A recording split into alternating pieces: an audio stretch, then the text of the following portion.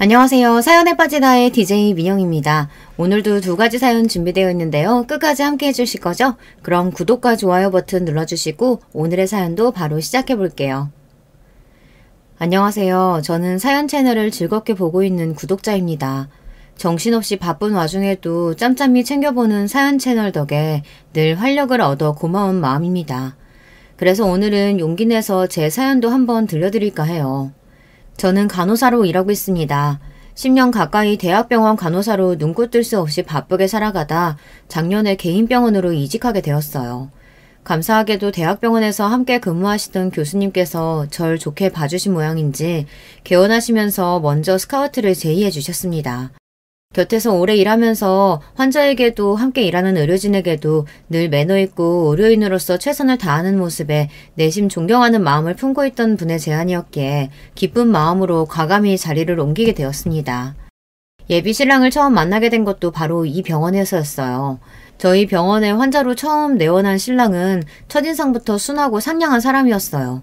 당시 저는 그간 워낙 간호사로서 바쁘게 살아오기도 했고 딱히 결혼에 대한 생각이 있는 것도 아니었기 때문에 그냥 인상이 참 좋은 분이시구나 정도의 감상이었습니다. 그래서 신랑이 처음 제게 호감을 표시했을 때에도 사실 만나볼 생각은 크게 들지 않았어요. 대학병원에서 오래 근무하면서 마주치게 되는 환자분이나 보호자들 중에서도 간호사에게 관심을 보이시는 분들이 꽤 계셨거든요. 그런 분들 중에는 의료인으로서 직업정신으로 발휘해 보인 친절을 호감으로 착각해서 부담스러울 정도로 다가오시는 분들도 있었고요. 그런 일로 몇 차례 곤욕을 치러보니 일을 하다 만나게 되는 사람의 이성적 관심에는 자연스레 방어적으로 행동하게 되었습니다. 심드렁한 제 대응에도 신랑의 반응은 산뜻했습니다. 제게 호감 표시는 하면서도 결코 선을 넘지 않았어요. 자신의 일방적인 마음이 혹여 제게 부담이 되진 않을지 늘 신경을 기울이고 배려하는 게 느껴졌습니다. 저를 좋아한 사람은 많았어도 제 의사를 이렇게 존중하는 사람은 흔치 않았기에 저 또한 신랑에게 호감을 가지게 되었어요. 1년 가까운 연애 기간 동안 한결같이 자상하고 배려심 넘치는 모습에 결혼을 결심하게 되었습니다.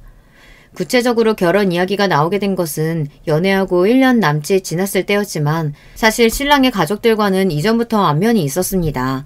제가 근무하는 병원이 신랑의 본가 동네에 있어 신랑 부모님들께서도 내원하신 적이 있거든요. 처음 오셨을 때는 신랑에게도 따로 언질도 안 하고 오셔서 저도 그분들이 신랑의 부모님인 줄은 까맣게 몰랐습니다. 아마 신랑에게 만나는 사람이 있다는 걸 아시고는 궁금한 마음에 저를 보러 오셨나 봐요. 그날 저녁에 신랑을 불러놓고 아가씨가 인상이 너무 좋고 너무 싹싹하더라. 저를 칭찬하시고 마음에 들어 하셨다고 하더라고요. 뒤늦게 사실을 안 신랑이 깜짝 놀라 제게 이실직고를 하며 그제야 저도 얼렁뚱땅 신랑 부모님들과의 첫 대면을 하게 되었다는 사실을 알게 되었어요. 그렇게 자연스레 안면을 트게 되고 식사 자리에도 여러 번 초대받게 되며 신랑의 가족들과도 가까워지게 되었습니다. 신랑은 형제가 많아요. 손 위로 형님이 한 분, 누님이 2분 계십니다. 요즘 저렇게 형제가 많은 집은 흔치 않아 처음엔 좀 당황스러웠어요. 결혼할 사람에게 손윗 형제가 셋이나 있다고 하면 누구나 이런 반응을 보이지 않을까요? 먼저 결혼한 간호사 선배들의 이런저런 결혼 이야기 중에서도 시댁 형제 자매와의 갈등에 대한 부정적인 이야기도 제법 들어온 터라 걱정스러운 마음이 드는 것도 사실이었습니다. 게다가 저는 외동에 부모님이 맞벌이셔서 거의 혼자 자랐다고 해도 과언이 아니거든요. 그래서 형제가 많은 집안의 분위기가 익숙치도 않고 형제가 있는 친구들에게서도 늘 형제와 다투는 이야기만 잔뜩 드러나서 그런지 신랑의 가족들과 잘 어울릴 수 있을지 염려가 되었습니다. 결과적으로는 그런 제 염려는 기우였지만요. 직접 만나게 된 신랑의 가족들은 꼭 신랑을 닮은 사람들이었어요. 누구 하나 모난 사람 없이 사람들이 참 양순하고 수더분했습니다. 처음 섞이는 저도 따뜻하게 품어주시고 마치 막내 여동생 대하듯 살뜰하게 챙겨주시는 모습에서 비로소 신랑의 성격이 어디에서 비롯되었는지 알 수 있었습니다. 그래서 구체적으로 상견례 이야기가 나오게 되었을 때도 사실 크게 걱정하지 않았어요. 부모님이나 형님, 누님분들 모두 잘 배웠고 사실상 저희 부모님을 소개해드리는 정도의 자리라 해도 과언이 아니었거든요. 저희 부모님은 처음엔 신랑이 형제가 많다는 말에 걱정스러워 하셨지만 결혼에 적극적이지 않았던 제가 결혼 이야기를 꺼낸 것을 내심 반가워하시기도 하시며 또 독립적인 제 성향을 늘 지지해 주셨기에 흔쾌히 신랑의 가족들을 만나보겠다고 말씀하셨습니다. 그렇게 상견례 날이 다가왔습니다. 저희 집은 딱히 다른 형제가 없으니 부모님 두 분과 저 셋이 참석하였고 신랑 쪽에서는 부모님과 형님, 손윗동서가 되실 형님의 부인분, 누님 두 분과 아주버님 되실 형님의 매형 두 분께서도 참석하셔서 제법 북적이는 상견례 자리가 되었습니다. 누님의 남편분들도 이전에 우리 처남 여자친구분 맛있는 거 사드려야 한다며 한사코 고집을 피우셔서 몇 차례 식사를 함께 한 적이 있었거든요.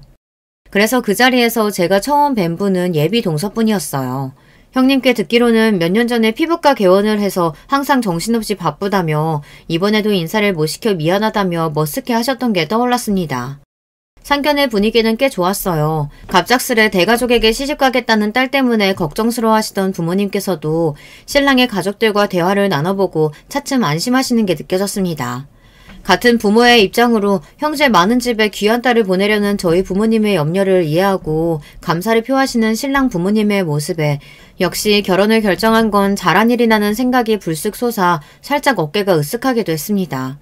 기분 좋게 풀어진 분위기에 가볍게 반주까지 한 잔씩 오가면서 상견례 자리는 양가에 모두 만족스럽게 마무리되었어요. 이 자리에서 처음 뵙게 된 예비 동서는 별말 없이 조용히 식사만 해서 이야기를 나눌 기회는 없었지만요. 그분 입장에서 저나 제 부모님들도 처음 보는 사람들인데 대면대면한 게 당연한 일이겠거니 대수롭지 않게 생각하고 넘어갔습니다. 앞으로 평생 보게 될 사람인데 이야기 나눌 기회야 충분하지 않겠나 싶기도 했고요. 형님을 통해 예비 동서에게 넷이서 식사라도 한번 하자는 연락을 받게 된 건 상견례 바로 다음 날이었습니다. 그동안 숱하게 있었던 신랑 가족과의 모임에서 한 번도 모습을 보이지 않다가 갑작스레 연락을 받게 되어 조금은 의아하기도 했지만 이제 상견례도 했겠다. 직접 얼굴을 마주하기도 했으니 새롭게 식구가 될 제가 궁금하기도 했겠다 싶었어요. 그동안 가족들과 왕래가 있었다고 해도 결혼 이야기가 오갈 때도 아니고 그저 여자친구니까 크게 신경이 쓰이지 않았다 하더라도 이제는 손 아랫동서가 될 사람이니 이런저런 이야기도 나누고 싶으실 테고 저도 예비 동서와 잘 지내고 싶은 마음이 컸기 때문에 곧장 약속을 잡았습니다. 약속 장소는 형님 댁이었습니다. 그간 자주 얼굴을 보기는 했지만 형님 댁으로 방문한 건 이번이 처음이어 조금 긴장했어요. 상견례 이후라서 그런지 이제 진짜 가족이 될 사이라 생각하니 솔직히 더 잘 보이고 싶은 마음도 컸습니다. 그래서 신랑과 상의해서 첫 방문 선물도 고심해서 골랐습니다. 휴지나 세제는 너무 성의 없어 보이고 그렇다고 받는 사람이 너무 부담스러울 만한 선물도 피하려고 하니 선물 고르는 것 하나도 쉽지가 않더군요. 그러다 신랑이 형수님께서 향수를 자주 뿌리시는 것 같다는 말에 향을 좋아하시나 싶어 고민 끝에 명품 브랜드의 디퓨저를 선물로 낙점했습니다. 마음에 들어 하시면 좋겠다고 생각하며 들어선 형님 댁은 제법 평수도 넓고 깔끔하게 잘 관리된 아파트였습니다. 반갑게 맞이해 주시는 형님 뒤에 한 걸음 물러서 있는 예비 동서에게 인사를 건넸습니다. 초대해 주셔서 감사합니다. 집이 너무 예뻐요. 아, 예. 제가 바빠서 일하시는 분이 잘 관리해주고 계세요. 민준 씨가 형수님께 늘 좋은 향기가 난다고 하길래 준비해봤어요. 향이 집이랑 어울릴지 모르겠네요. 아, 감사합니다. 순간 예비 동서의 입꼬리가 어색하게 올라가는 것 같았지만 어서 들어오라고 재촉하는 형님께 정신이 빼앗겨 넘어갔습니다. 저희가 온다고 이것저것 준비하신 모양인지 벌써 집안에서 맛있는 냄새가 났습니다. 시장할 테니 우선 식사부터 하자며 형님이 이끄시는 대로 식탁으로 향하니 상이 삐져나오도록 음식이 한가득 차려져 있었어요. 항상 바빠서 얼굴 보기도 힘든 분인데 예비 동생 부부 대접한다고 고생하셨을 생각을 하니 조금 안쓰럽기도 하고 감사하기도 했습니다. 아우, 뭘 이렇게나 많이 준비하셨어요. 음식하는 게 보통 일이 아닌데 너무 고생하셨겠어요. 아, 그거 남편이 한 거예요. 순간 분위기가 싸해졌습니다. 요리야 당연히 형님이 하실 수도 있는 거죠. 그런데 묘하게 너 때문에 내가 그런 수고스러운 일을 할 리가 없지 않느냐는 삐딱한 태도가 느껴졌습니다. 저만 그렇게 느낀 건 아니었던지 신랑과 형님의 얼굴에도 당혹감이 스쳤습니다. 아, 내가 요리가 취미라서 변변찮은 솜씨긴 하지만 그래도 우리 재수씨 집에 처음 초대하는 건데 힘 좀 줘봤어요. 이 사람이 병원 때문에 바빠서 요리를 많이 안 해봤거든. 그래서 내가 조금 나으니까 입맛에 맞았으면 좋겠네. 그래, 내가 너무 예민하게 받아들인 거겠지. 식구들끼리 얼굴도 다 봤겠다. 결혼도 결정됐는데 이제 와서 어깃장 놓을 것도 아닌 거고. 원래 그냥 말투가 저런가 보다. 하며 조금은 찝찝한 마음을 완전히 물리치지는 못하고 식탁에 앉았습니다. 약간 어색해진 분위기를 풀어보려고 형님과 신랑은 연신 제 앞에 반찬을 밀어주고 분위기를 바꾸려고 애썼습니다. 저번에 식사할 때 보니까 생선을 잘 먹길래 졸여봤어요. 오늘 아침에 직접 수산시장 가서 사온 거니까 먹을만 할 거예요. 많이 들어요. 아, 네, 감사합니다. 생선조림 너무 맛있어요. 아주버님 이렇게 요리 잘하시는 줄은 몰랐네요. 형님 너무 좋으시겠어요. 우리 형이 동생들 먹인다고 어릴 때부터 이것저것 맛있는 거 많이 만들어줬어. 못 만드는 게 없다니까. 맛있지? 이렇게 세 사람이 대화를 짜내가며 분위기를 풀어보려 애쓰는 내내 예비동서는 혼자 뚱하니 깨작깨작 젓가락질만 해댔습니다. 이쯤 되니 눈치를 안 채려고 해도 안 챌 수가 없었죠. 아, 나 뭔가 단단히 눈밖에 난 모양이로구나. 문제는 아무리 생각해도 도대체 뭐 때문에 눈밖에 난 건지 알 수가 없었다는 겁니다. 예비 동서를 본 건 일주일 전 상견례 날이 처음이었어요. 그 이후로 직접 연락을 한 적도 없거니와 나쁜 인상은커녕 아예 어떤 인상을 줄 만한 시간적인 여유도 없었으니까요. 그렇다고 제게 그렇게 살뜰하게 대해주시는 형님께서 예비 동서에게 저에 대한 무슨 나쁜 말을 전했을 것 같지도 않았어요. 여기까지 생각이 미치자 차라리 기분이 차분해졌습니다. 아무리 생각해도 제가 잘못한 것이 없다면 내가 괜히 꿀릴 것이 없잖아요. 사실 그동안 신랑의 가족분들이 모두 저를 반겨주시고 좋아해주시는 게 운이 좋았던 거지 내가 딱히 마음에 들지 않을 수도 있는 거지 싶었습니다. 그리고 그게 이제야 만나게 된 예비 동서일 뿐인 거죠. 그렇게 생각을 정리하는 동안 어찌어찌 식사가 마무리되었습니다. 식사하는 내내 뚱해 있던 예비 동서는 갑자기 집 구경을 시켜주겠다며 저를 불러냈습니다. 올 것이 왔구나 싶었죠. 평소 자잘한 부분까지 배려가 몸에 배인 사람답게 예민하게 이상 기류를 눈치챈 신랑이 슬쩍 끼어들었지만 말없이 신랑의 손을 꽉 잡아 말렸습니다. 어차피 한 번은 맞닥뜨려야 할 상황이니 차라리 내가 마음에 들지 않는 이유라도 시원하게 들어야 직성이 풀릴 것 같았거든요. 집이 너무 예쁘고 깔끔해요. 병원 일도 많이 바쁘시다고 들었는데 집까지 이렇게 예쁘게 관리하시는 거 정말 대단하세요. 관리해주는 사람 따로 있다니까. 병원 때문에 바쁜데 여기까지 신경 쓸 시간이 어디 있겠어요. 둘만 남게 되자 더 노골적으로 느껴지는 저기의 은근한 반말. 이제 의심의 여지가 없어졌습니다. 아, 이 사람 나를 싫어한다는 걸 감출 생각조차 없는 거구나. 그렇다면 굳이 이 사람에게 잘 보이기 위해 괜한 에너지를 소비할 생각이 없었습니다. 지금까지 일해오면서 정말 별의별 사람들을 다 겪었고 모든 사람들이 나를 좋아할 수 없다는 건 너무 절절하게 경험해 왔습니다. 또 그런 사람들에게 일일이 상처받지 않을 만큼은 단단해져 있었고요. 그렇다면 예의는 지키되 비굴해지지는 말자. 먼저 선을 넘지는 않지만 할 말은 하자. 그렇게 마음먹었습니다. 집은 도련님이 하기로 한 거예요?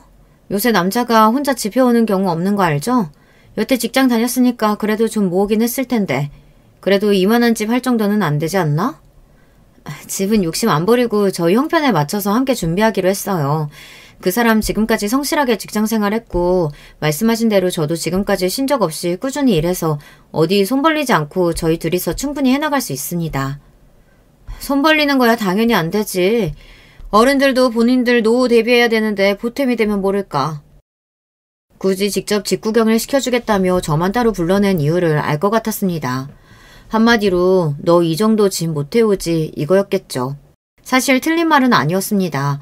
요새 집값이야 굳이 제가 말을 얹지 않아도 내 집 마련이 쉽지 않다는 건 다들 아실 테니까요.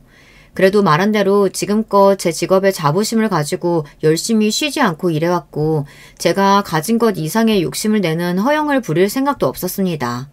신랑과 지금처럼 성실하게 살아가면 형님 댁만큼 넓은 평수는 아니어도 가정을 꾸리기에는 부족하지 않을 정도의 집은 저희끼리 충분히 마련할 수 있었어요. 그리고 저는 지금도 그것에 한치의 부끄러움도 없습니다. 동네 병원에서 간호사 한다면서요? 안 봐도 뻔히 박봉일 텐데 어떻게 도련님 같은 사람을 다 만났네요? 아, 네, 그 사람이 절 좋게 봐줘서 지금까지 잘 지내고 있어요. 가족분들도 다들 반겨주셔서 참 감사해요. 요즘 좋은 사람 만나기가 쉽지 않잖아요. 형님이랑도 같은 의료인들끼리 공감도 많이 할 테고 잘 지내고 싶어요. 앞으로 잘 부탁드릴게요. 같은 의료인? 아직 집 구경하는 중이야? 후식 준비됐어. 형수님도 얼른 같이 가세요. 혹여 제가 당하고 있지는 않을까 금세 따라붙은 남편 덕에 대화는 거기서 끝이 났습니다. 뒤통수에 따갑게 달라붙는 시선이 느껴졌지만 뒤돌아보지 않고 신랑과 자리를 떴습니다. 그날 예비 동서와의 대화는 그게 마지막이었고요. 이제 완전히 분위기를 파악한 형님께서 어떻게든 제 기분을 상하지 않게 마음을 풀어주려고 애쓰시는 게 안쓰러울 정도였어요. 그러는 동안 예비 동서는 말 한마디도 안 하고 분위기를 굳히는 데 일조했고요. 미안해, 많이 당황스러웠지? 형님 댁을 나서자마자 신랑으로부터 사과의 말이 튀어나왔습니다. 사실 사과해야 할 사람은 따로 있지만 그래도 눈치 없이 굴지 않고 제 마음부터 도닥이는 신랑의 말에 괜히 눈물이 날 것 같았어요. 당당하게 행동하자고 다짐했지만 그래도 낯선 사람의 저기와 마주하는 일은 여전히 어려운 일이니까요. 제 딴에는 잘 지내보고 싶어서 신경 써서 선물까지 준비해 갔는데 그런 대접을 받으니 속으로는 마음이 많이 상했던 것 같습니다. 형수님이 평소에 말수도 많이 없으시고 바빠서 우리 식구들이랑은 자주 만날 일이 없어. 내가 신경을 많이 못 썼어. 오늘 자기 마음 많이 상했을 텐데 앞으로는 둘이 최대한 마주치는 일 없도록 내가 더 신경 쓸게. 솔직히 오늘 많이 당황스러웠던 건 맞아. 그동안 자기 가족들이 다 너무 잘해주셔서 이런 일이 생길 줄은 몰랐거든. 저는 굳이 숨기지 않고 예비 동서와 단둘이 있을 때 나눴던 대화를 신랑에게 전해주었습니다. 처음에 한 번은 그냥 넘어갈까 싶기도 했지만 나 혼자 참아봐야 상대방이 태도를 바꾸지 않으면 같은 일이 또다시 반복되리라는 건 불보듯 뻔한 일이니까요. 무엇보다 시작부터 신랑에게 감추는 일을 만들고 싶지 않았어요.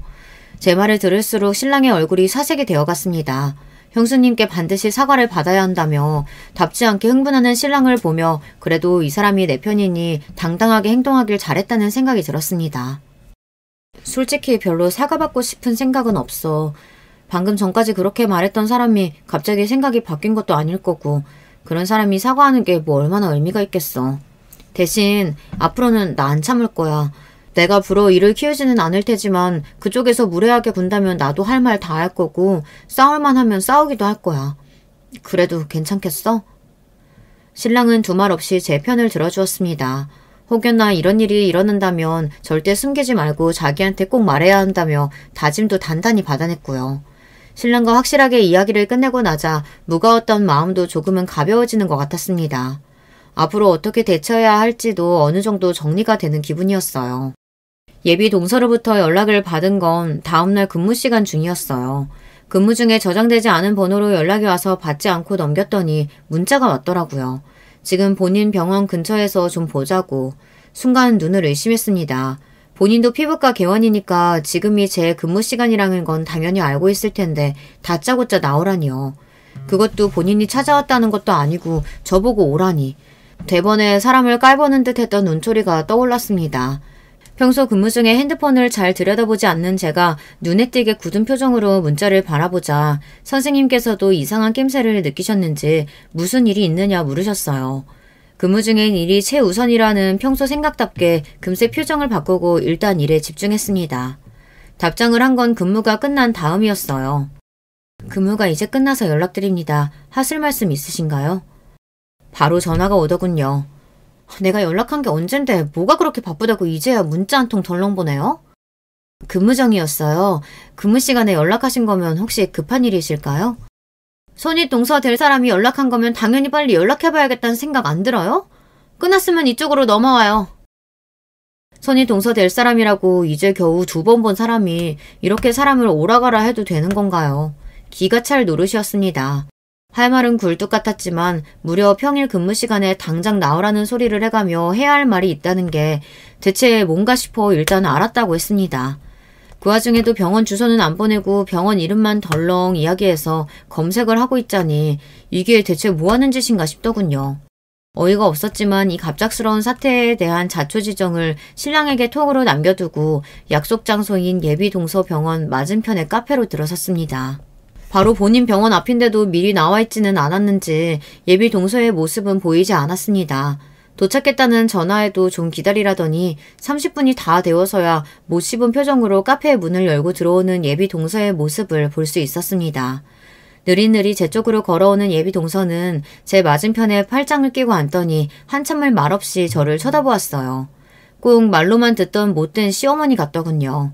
정작 진짜 시어머니가 될 뿐의 선한 눈매가 떠오르자 어떻게든 제 기를 죽이려고 드는 제 눈앞에 예비 동서의 모습이 가당찮게 느껴졌습니다. 그때였습니다. 결혼 진짜 할 거예요? 순간 이게 무슨 소린가 싶었습니다. 무슨 말씀이신가요? 결혼 진짜 할 생각이냐고. 너무 기가 막혀서 말문이 탁하고 막히더군요. 순간 어이가 없어 굳어있는 제 모습을 어떻게 해석한 건지 동서의 태도가 기고만장해졌습니다. 그러더니 언제 꺼다 놓은 보릿자루처럼 입국 다물고 있던 사람이었는지 의심스러울 정도로 포관을 쏟아내기 시작했어요. 솔직히 어제 우리 집 와봤으면 생각이 있는 사람이면 뭔가 좀 느끼는 게 있어야 하는 거 아닌가? 결혼이 무슨 애들 장난도 아니고 고만고만하게 뭐 맞는 게 있어야 하는 거지. 이건 처져도 너무 처지는 거 아니야? 순간 놀라서 손이 덜덜 떨렸습니다. 저를 마음에 들어하지 않는다는 건 알고 있었지만 저렇게 대놓고 원색적인 태도로 나올 거라고는 생각을 못했었거든요. 요즘 세상에 부모 반대도 저렇게까지는 안 하겠다 싶을 판에 손윗동서가 저렇게 몰상식하게 본인 시동생 결혼을 파토내겠다며 상대방을 따로 불러내서 대거래한다는 게 제 상식으로는 도저히 이해가 가지 않았습니다. 처지다뇨?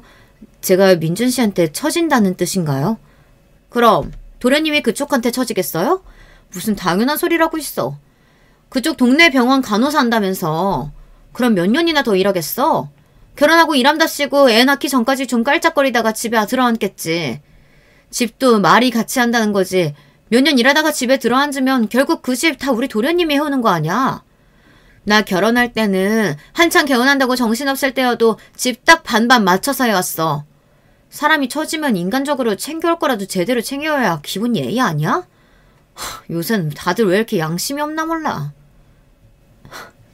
양심... 그럼 양심이 없지. 지금 그쪽 태도가 양심 있는 사람이에요? 애초에 직업도 그래. 내가 진짜 저번에 기가 막혀서. 같은 의료인? 누구랑 비교하는 거야 진짜. 이봐요. 그쪽이랑 내가 같은 의료인이에요? 의사랑 간호사가 같은 의료인?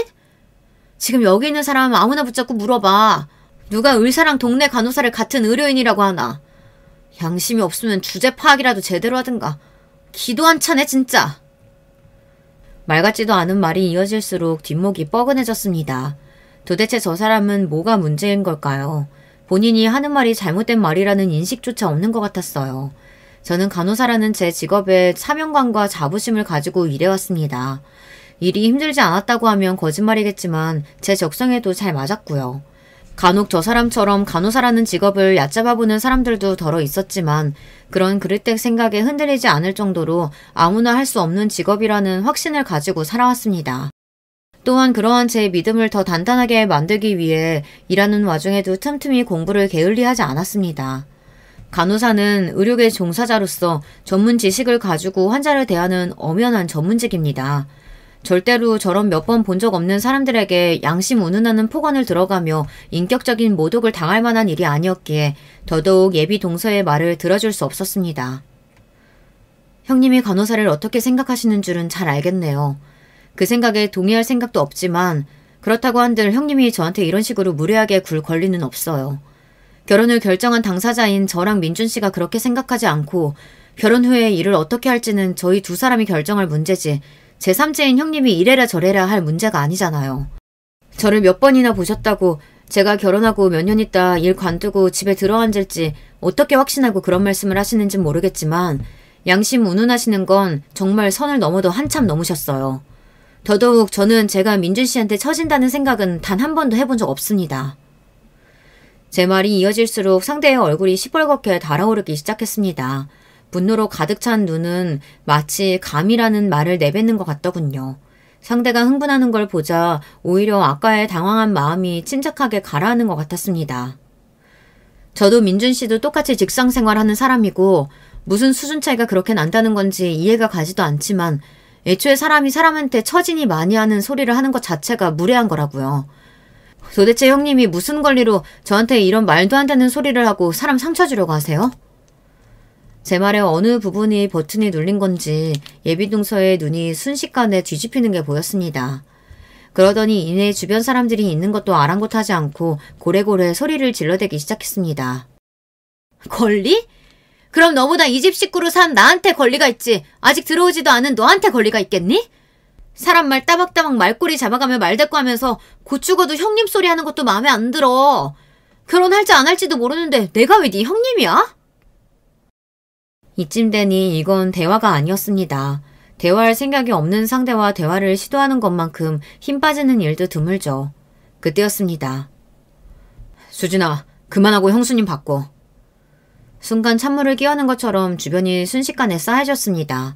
아직 사태 파악이 채 되지 않았는데도 예비동서의 낯빛이 새파랗게 질린 것이 선명하게 보였어요. 저도 더는 대화를 이어갈 생각이 없었기에 그저 한숨만 쉬고 엎어놓았던 휴대폰을 예비동서에게 내밀었습니다. 한참을 머뭇거리던 예비동서는 이 사태를 피할 방법이 없다는 걸 깨달았는지 이윽고 제 휴대폰을 받아들었습니다. 휴대폰을 받아드는 예비동서의 손이 덜덜 떨리는 건 말할 필요도 없었죠. 그 정신없는 와중에도 저한테 망신당하는 꼴은 들키기 싫었는지 스피커폰 기능을 해제하고 귀에 스마트폰을 갖다 댔어요. 아무 말도 하지 않고 그저 신랑이 하는 말을 듣는 예비동서의 시시각각으로 변하는 얼굴이 제법 볼만했습니다. 도대체 무슨 말을 하길래 아까 내게 보였던 그 오만방자한 태도는 쏙 들어가고 불쌍하기 짝이 없는 꼴이 되었는지 순간 측은한 마음이 들기도 했지만 다시 직전에 아득바득 절 깔아뭉개지 못해 안달이 났던 모습을 다시금 떠올리며 누가 누굴 걱정하나 지금 이런 상황에 처한 나나 걱정해야지 마음을 다잡았습니다. 통화가 끝났는지 예비동서는 제 쪽을 쳐다보지도 않고 테이블에 스마트폰을 올려두고는 황급히 자리를 떠났습니다. 저는 아직 끊어지지 않은 전화를 붙잡고 대체 무슨 말을 했냐고 물었지만 신랑은 묵묵부답이었습니다. 그 난리를 통화로 다 전해들었으니 신랑도 제게 얼마나 민망하겠어요. 그저 데리러 올 테니 조금만 기다리라는 말로 전화 통화를 마쳤습니다. 사실 저도 통화를 할 생각까진 못했어요. 그래도 무슨 말을 듣게 될지 모르니 녹음 정도는 생각해봤지만 약속 장소로 나오기 전 보낸 톡을 확인한 신랑의 태도는 단호했습니다. 처음엔 아예 본인도 같이 나가겠다고 하는 걸 한사코 말렸습니다. 가뜩이나 나를 도끼눈 뜨고 보는데 시동생이 같이 나오면 또 나를 뭐라고 생각하겠느냐. 자기가 같이 나가면 나한테 하려는 말을 그대로 하겠느냐. 겨우겨우 뜯어 말린 결론이 통화 연결이었습니다. 도대체 무슨 말씀을 하시려고 너한테 이렇게까지 경우 없이 행동하시는 건지 나도 직접 들어봐야겠다는 신랑의 성화에 도저히 잠재울 수 없었거든요. 그 결과가 이렇게까지 참담하리라고는 저도 예상 못했지만요. 저를 데리러 온 신랑은 제 앞에서 차마 고개를 들지 못했습니다. 한참을 말을 잇지 못하던 그는 미안하다는 말만 되풀이하더군요. 본인 잘못도 아닌데 생각지도 못한 예비 동서 때문에 본인도 당혹스러울 그가 몸둘 바를 몰라하자 보는 저는 속이 상했습니다. 앞으로 형수님 연락은 일절 받지 마. 그럴 일도 없겠지만 혹여나 연락해야 할 일 생기더라도 내가 다 알아서 할게. 앞으로 절대 부딪히는 일 없도록 할게. 미안해 정말. 저 역시 더는 이런 피곤한 일을 겪고 싶지 않았기에 신랑이 하자는 대로 따르기로 했습니다. 신랑의 가족들 모두와 정말 잘 지내고 싶었던 건 진심이었지만 제 직업적, 인간적 자존감까지 깎아가며 저를 조금도 존중하지 않는 사람에게 숙이고 싶진 않았습니다. 게다가 제가 그럴 의지가 있다고 하더라도 상대방의 타도가 변하지 않는 이상 계속해서 이런 상황이 반복될 것이니까요. 그건 형님과 각별한 사이인 신랑에게도 분명 상처가 될 만한 일이었으니까요. 그렇게 소동은 일단락 되는 듯 했습니다. 예비 동서로부터 또다시 연락을 받기 전까지는요. 야, 너 야비하게 도련님까지 끌고 오더니 내 남편한테까지 쪼르르 일러바쳤니? 네 결혼 깨질까봐 남의 가정 파탄내겠다는 거야 뭐야? 뭐 이런 독해 빠진 게 다 있어.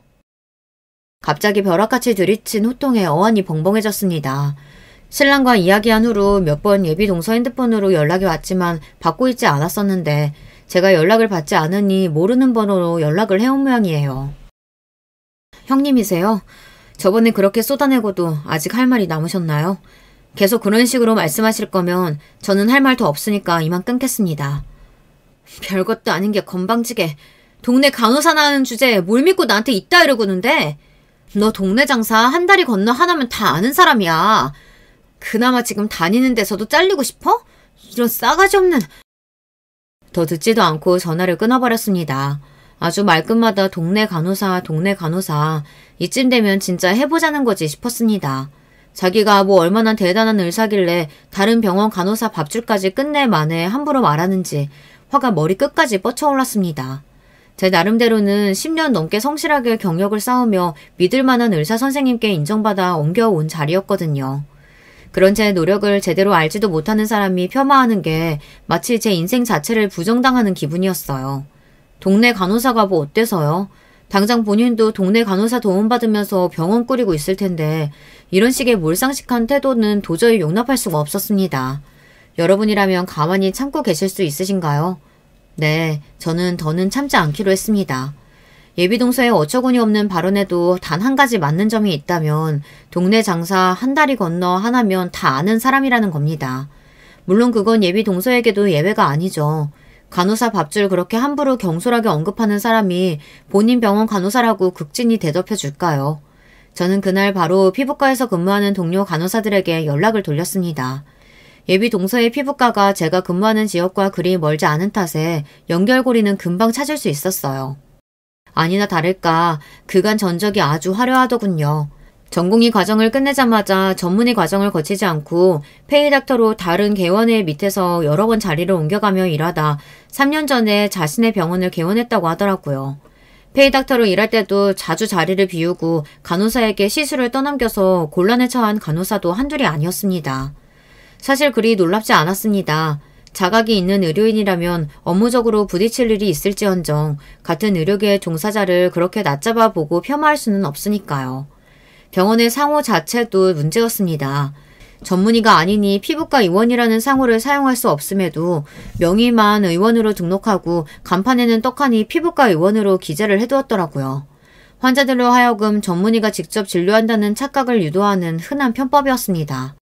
그 다음은 쉬웠어요. 우선 평일에 하루 연차를 쓰고 예비동서 병원이 있는 지역에 사는 친구에게 부탁해 그 지역에서 회원수가 가장 많은 맘카페에 게시글을 올렸습니다. 피부과 전문의가 아님에도 불구하고 간판에 떡하니 피부과 의원으로 기재해 소비자들을 우롱하는 어떤 동네 피부과에 대해서 말이죠. 당연히 누구나 피부를 전문으로 다루는 피부과 전문의에게 진료와 치료를 받고 싶지 않겠어요. 다만 일반 소비자 입장에서는 그 차이를 직접 확인하기 쉽지 않으니 모르고 병원에 가는 경우가 대부분입니다. 그러나 모르면 몰랐을까 전문의도 아닌데 마치 전문의인 척 교묘하게 환자들을 속여 병원을 운영했다는 사실을 알게 된다면 어느 누구도 그 병원을 다시 찾으려고 할까요? 글을 올린 뒤 저는 곧장 예비 동서의 병원으로 향했습니다. 그렇게 오라가라 성화를 해댔는데 한 번 못 가줄 것도 없었어요. 병원 입구를 박차고 들어가자 평일 오후 시간대였음에도 제법 환자들이 많았습니다. 저는 진료실 쪽은 쳐다보지도 않고 바로 시술실로 향했습니다. 역시 예상하던 풍경이 그대로 펼쳐져 있더군요. 그 다음엔 망설이지 않고 곧장 원장실 문을 열었습니다. 벌컥 문을 열어젖히자 진료 중간 잠시 뜨는 시간이었는지 혼자 앉아있던 예비동서가 놀라서 눈을 동그랗게 뜨고 저를 쳐다보았어요. 잠시 상황을 파악하다 이내 경악하는 표정이 되어 입을 열려는 예비동서보다 제가 먼저 선수를 쳤습니다. 이 병원에서는 의사가 직접 시술 안 하나 보죠? 쩌렁쩌렁한 제 목소리에 일순간 병원 안의 모든 시선이 제게로 꽂혔습니다. 순간 멈칫한 예비동서가 눈에 띄게 당황한 낯빛으로 제 말을 끊으려 했지만 아랑곳하지 않고 제 할 말을 이어갔어요. 이 병원의 의사라고는 원장님 한 분뿐인데 시술실에선 다른 분이 시술하고 계시네요? 갑작스러운 저의 등장으로 조용했던 병원 안이 웅성웅성 소란스러워지기 시작했습니다. 네, 의료 종사자가 아닌 사람들은 착각하기 쉽지만 주사를 비롯한 모든 피부과 시술은 법적으로 의사가 하게 되어 있습니다. 흔히 환자들의 입장에서는 병원 내에 근무하는 사람이니 그중 누군가가 시술을 해도 그러려니 하지만 시술은 엄연히 의사의 몫입니다. 제가 직전에 확인한 시술실에서는 간호사가 주사를 시술하고 있었습니다. 이전에 페이닥터로 일했던 곳에서도 대리 시술로 여러 간호사들에게 곤욕을 치르게 한 바가 있는 사람이니 본인이 원장인 병원에서는 얼마나 제멋대로 행동했을지 자명한 일이었습니다. 다급히 제 입을 막으려 드는 예비동서를 뒤로하고 저는 쐐기를 박았습니다. 근데 대리 시술은 불법이잖아요. 여기 원장님도 피부과 전문이 아니라던데. 웅성거리던 소리는 이내 큰 소리로 바뀌었습니다. 대리 시술이 불법이라는 걸 몰랐던 환자더라도 면전에서 불법 시술이 자행되고 있다는 말을 들었는데 아무렇지 않아 하는 게 더 이상한 거겠죠. 당장 가장 격한 반응을 보인 사람들은 실시간으로 시술을 받고 있던 환자들이었어요. 제 목소리가 시술실까지 흘러 들어갔던 모양입니다. 시술실을 박차고 나온 환자들은 잔뜩 흥분한 얼굴로 예비동서에게 무서운 기세로 따지기 시작했습니다. 이거 지금 불법 시술이에요? 나 여기 다닌 지 6개월 넘었는데 그럼 내나 불법 시술 받은 거예요, 나? 나 얼굴에 무슨 문제 생기면 당신이 책임질 거야? 여기 갖다 바친 돈이 얼만데 그럼 이때까지 시술도 직접 안 하고 내 돈 꽁으로 먹었다는 거야? 여기 피부과 의원이라길래 당연히 피부과 의사가 진료하는 줄 알았지. 그럼 피부과 의사도 아니면서 속이고 장사한 거야? 마침 사람이 많았던 만큼 소란은 걷잡을 수 없이 커졌습니다. 예비동서의 병원은 그동안 그 지역에서 제법 자리를 잡은 모양이었습니다. 처음 들어설 때 목적이 확실했던 만큼 보이지 않던 것들이 할 말을 하고 나자 보이기 시작했어요. 의사는 본인 하나뿐이었지만 간호사 수도 여럿 되었고 혼자서 개업한 병원치고는 제법 규모가 큰 편이었습니다. 이 정도 병원에 저 정도 환자 수면 수입이 적은 편도 아닐 텐데 그렇게 일이 하기 싫었으면 차라리 페이닥터라도 들여 합법 시술을 할 일이지라고 생각하며 속으로 혀를 쳤습니다. 그리고는 동병상련의 마음으로 이 당황스러운 상황 속에서 이리 뛰고 저리 뛰는 가엾은 간호사들을 바라보았어요. 아무리 원장의 지시사항을 거부할 수 없는 간호사의 입장이라 할지라도 불법 시술 장면을 환자들에게 적나라하게 노출당한 직후이니 그들도 마른 하늘에 날벼락을 맞은 꼴이었을 테니까요. 그 와중에도 성난 시술 환자들의 항의는 도무지 잦아들 줄 몰랐습니다. 불법 시술에 무슨 돈을 내? 환불해! 당장 환불해! 오늘 것만 말하는 게 아니라 그동안 냈던 것도 싹 다 돌려받아야 돼. 사람이 이렇게 많은데 겁도 없이 불법 시술을 하는데 이전이라고 안 했겠어? 저거 의사 가운 싹 벗겨버려야 돼. 환자들도 동네 사람들이다 보니 죄다 건너 아는 사이로 보였습니다. 아는 사람들끼리 서로 쿵짝이 맞아 쉴 틈 없이 몰아붙이니 거기서 제가 뭘 더 할 일도 없었습니다. 어리둥절하게 상황을 지켜보던 대기 환자들도 슬그머니 병원 밖으로 나서기 시작했습니다. 동네 장사에서 성난 동네 소비자만큼 무서운 것도 없죠. 이제 저들이 소문에 날개를 달아줄 겁니다. 갑작스럽게 맞닥뜨린 상황에 제대로 대꾸도 못하는 예비동서를 지그시 바라보고는 저는 병원 문을 나섰습니다. 상견례에서부터 오늘에 이르기까지 비록 짧은 시간이긴 했지만 제 나름대로 마음에 맞힌 게 많은 만큼 속이 시원하지 않을까 했는데 생각만큼 극적인 기분이 들지는 않았습니다. 제가 예비동서의 병원에 대한 게시글을 올리고 병원까지 찾아와 말 몇 마디 더 보태기는 했지만 이야기한 건 모두 사실 그대로일 뿐 그걸로 예비동서가 제게 진심 어린 사과의 말을 건네거나 반성한 일은 없다는 걸 잘 알고 있기 때문일지도 모릅니다. 단지 도대체 왜 그렇게까지 처음 보는 내게 적개심을 가지고 내 행복을 깨트리려고 안간힘을 썼을까 입맛이 있었습니다. 그렇게 생각에 잠겨있던 저는 누군가 팔을 획 채는 느낌에 정신을 번쩍 차렸습니다.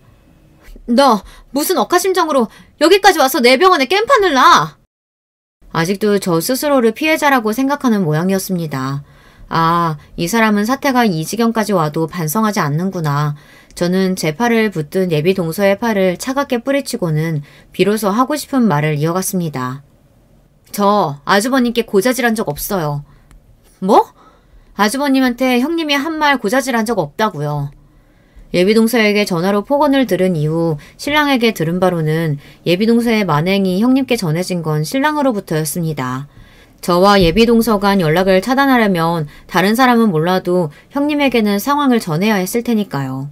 신랑은 그날 카페에 있었던 일을 처음부터 끝까지 통화 녹음을 해두었다고 하더라고요. 신랑 역시 그 일로 형님과의 사이가 틀어질까 염려가 되었지만 그럼에도 자신을 믿고 결혼을 진행하기로 결심한 저를 생각하고 형님에게 통화 녹음을 들려드렸다고 합니다. 거기까지는 생각을 못했던 저는 사실을 알고 당황했지만 신랑은 아무리 생각해도 그것보다 더 상황을 정확하게 전달할 방법이 없다고 생각했다고 말했습니다. 그러니까 아주버님께서 들으신 말 전부 형님에게서 나온 말이지 제 입에서 나온 말은 하나도 없어요.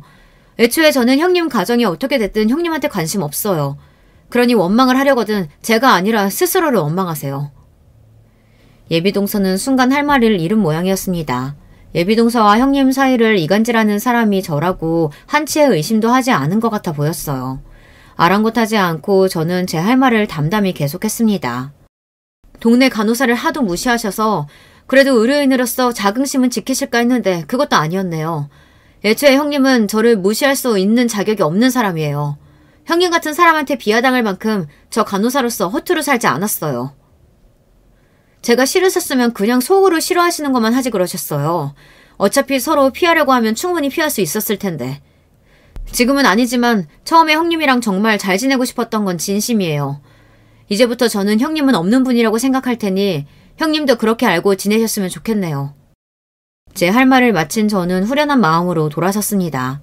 결말이 좋지는 않았지만 그래도 나중에 마음에 맺힌 것 없도록 당사자에게 다 털어냈고 미련이 남을 것 같지도 않았습니다. 물론 결혼을 준비하는 와중에 뜻하지 않게 겪지 않아도 될 좋지 않은 일들을 겪게 되었지만 모든 사람이 다 내 마음 같을 수는 없는 거겠죠. 그 이후로 제가 맘카피에 올려뒀던 게시글을 따로 지우거나 하지는 않았습니다. 이미 소문이야 퍼질 대로 퍼졌고 평판이 전부라고 해도 과언이 아닌 동네 장사에서 기만은 결코 용서받을 수 없는 잘못이었어요. 불법 대리 시술에 대한 신고도 이미 여러 차례 들어간 것으로 알고 있습니다. 같은 의료인으로서 불법 시술은 변명의 여지 없는 잘못이므로 그 부분에 대해서는 안타까운 마음조차 들지 않았습니다. 나중에 건너듣기로는 간판에 쓰여있던 피부과 의원 명칭은 소리 소문 없이 내려갔다고 하더군요. 형님에게는 그 이후로 따로 연락을 받았습니다. 신랑과 함께 간만에 뵌 형님은 그간 마음고생이 심하셨는지 많이 수척해 보이셨어요. 그날의 토간 녹음을 직접 들으셨으니 형님께서도 충격이 크셨겠죠. 의도한 일은 아니었지만 신랑과 형님 모두에게 상처를 남긴 것 같아 제 마음도 편치만은 않았습니다. 여러모로 송구한 마음에 어두워진 제 얼굴에 오히려 형님이 더 몸둘 바를 몰라 하셨습니다. 형님은 제 얼굴을 보기 민망해 하시면서도 사과와 함께 사정을 설명해 주셨어요. 그 사람이 유복하게 자라기는 했어도 형제도 없고 부모님께서도 살가운 분들이 아니시라 원한 부분이 좀 있어요. 나랑 결혼할 때에도 내가 그 사람보다 조건이 처지니 망설였는데 그런 거 필요 없으니 완전히 제 사람이 되어달라고 해서 결혼했거든. 내 입장에서는 늘 혼자 아등바등 하는 것 같아서 안쓰럽기도 하고 내가 형제들이랑도 가깝고 부모님이랑도 각별하니 그것도 제 사람 뺏기는 기분이 들었나 봐. 내 나름대로 우리 식구들이랑 잘 지내게 되면 좀 나아지려나 했는데 애를 써봤는데도 영 섞이질 못하더라고. 그래서 우리 가족들하고 잘 지내는 재수씨가 더 질투가 났나 봐. 그렇다고 해도 절대 해서는 안 될 행동을 했지. 재수씨한테는 정말 입이 10개라도 할 말이 없어요. 정말 미안합니다. 앞으로 재수씨랑 우리 민준이 불편할 일 절대 없을 거야. 세상에 사정 없는 사람이 누가 있을까요? 형님 말씀을 들으니 예비동서에게 조금은 안타까운 마음이 들기도 했습니다. 그러나 역시 형님 말씀처럼 그렇다고 해서 그런 행동을 하는 게 용납될 수는 없겠죠. 무엇보다 그 이후로 예비동서에게 따로 사과의 말을 듣거나 하는 일은 없었습니다. 충분히 예상한 일이었기에 별 다른 생각은 들지 않았어요. 그보다 이 일로 혹여나 신랑과 형님의 사이가 틀어지지 않을까 걱정했던 일이 일어나지 않았다는 것으로 만족하기로 했습니다. 결과적으로 결혼식은 가족들의 사랑과 배려 속에서 행복하게 잘 치러졌습니다. 이제는 정말로 법적으로 제 손윗동서가 된 예비동서만 빼고요. 그 과정을 가족들에게 이해시키기 위해서 신랑과 형님이 나머지 가족분들에게 어떤 이야기를 했는지 저는 구체적으로 알지는 못합니다. 신랑과 형님은 제가 했던 약속 그대로 그 이후로 제가 동서 때문에 불편한 일은 일절 만들지 않았습니다. 가족들 역시 대강 사정을 알게 된 듯 했지만 불어 제 앞에서는 내색하지 않으려고 하시는 게 눈에 보였어요. 저 역시 그 이후로 동서와 연락을 한다든가 직접 대면하는 일은 없었습니다. 여전히 저를 살뜰하게 잘 챙겨주시는 시댁 가족들을 볼 때면 가끔 이 사이에서 어울리지 못했다는 동서가 문득 생각날 때도 있었지만 그저 이렇게 지내는 관계라는 것도 있는 거겠죠. 물론 모든 식구가 처음 만났을 때처럼 화목하게 오순도순 지낼 수 있다면 그보다 더 좋을 수는 없겠지만요. 저를 위해서도 또 형님을 위해서도 서로 거리를 두고 각자의 삶을 살아가는 게 나을 수도 있다는 점을 받아들이고 지내기로 했습니다. 지금까지 이렇게 지내는데 큰 불만은 없습니다. 저는 제 결혼 생활과 시댁 식구들과의 관계에 충분히 만족하고 있고 여전히 간호사로서 하루하루를 열심히 살아가고 있습니다. 사람들과의 원만한 관계는 인생에 있어 정말 중요한 부분이에요. 하지만 그보다 더 중요한 것이 자존감을 잃지 않고 나 스스로를 중심에 두는 삶이 아닐까 하는 생각이 듭니다. 여러분들도 그 누구보다도 나를 소중히 여기는 오늘을 살아가셨으면 좋겠습니다. 긴 이야기 들어주셔서 감사합니다. 오늘도 행복하시길 바랄게요. 여러분, 두 번째 사연 시작하기 전에 좋아요, 구독 꼭 눌러주실 거죠? 그럼 두 번째 사연 바로 시작합니다. 안녕하세요. 우연히 접하게 된 이후로 완전히 열혈 팬이 되어버린 사빠 채널에 저의 이야기 한 편을 용기 내서 보내봅니다. 저는 남편하고 제가 아르바이트를 하고 있던 곳에서 만났어요. 그때 제 나이가 20대 중후반일 때였는데요. 저는 커피와 빵을 함께 파는 카페에서 마감 업무를 하고 있었고 남편은 그 근처에서 직장 생활을 하고 있었죠. 제가 그 나이에 아르바이트만 했던 건 아니고요. 사실 직장 일이 끝나고 나서 그러니까 퇴근 후에 추가로 일을 하고 있었던 거예요. 투잡이었는데 제 형편을 익히 아시는 직장 상사분께서 경업을 눈감아 주신 덕분에 가능했습니다. 조금 부끄럽고 민망하지만 분명한 사실인 건 제 친정 집안이 무척 불우하고 가난하다는 점이었네요. 그래서 저는 남편이 저에게 호감을 내비쳤을 때 망설이지 않고 딱 선을 그었어요. 저기요 오빠, 저에게 관심 보여주시고 잘해주시는 건 진심으로 감사한데요. 제가 말씀드렸다시피 낮엔 직장 다니고 밤엔 아르바이트 하는 거라서 시간 자체를 내기가 힘들어요. 누굴 사귀고 이러는 거 자체가 저한텐 사치거든요. 가정사를 물어보는 건 너무 섣부른 것 같아서 그러지 않고 있었는데 혹시 너 혼자 집안의 생계를 책임져야 하는 상황인 거야? 형제자매는 없어?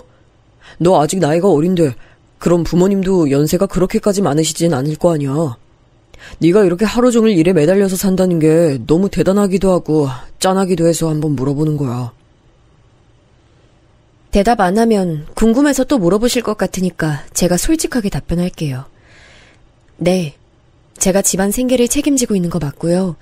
참고로 저희 집엔 빚까지 있어요. 허투루 산 적 한 번도 없는데 병원비며 각종 생활비 때문에 빚을 안 질 수가 없었네요. 이제 궁금한 거 없으시죠? 저 가볼게요. 남편이 저에게 자기 마음을 표현했던 어느 날이었는데 저는 그 앞에서 그런 속사정이나 속사포처럼 줄줄 읊어버리고 돌아섰습니다. 홧김에 내질러버리긴 했는데 속으로 얼마나 창피하고 비참했나 몰라요. 왜 그런 이야기들을 다 해버리고 말았을까 싶어 정말 많이 후회했습니다.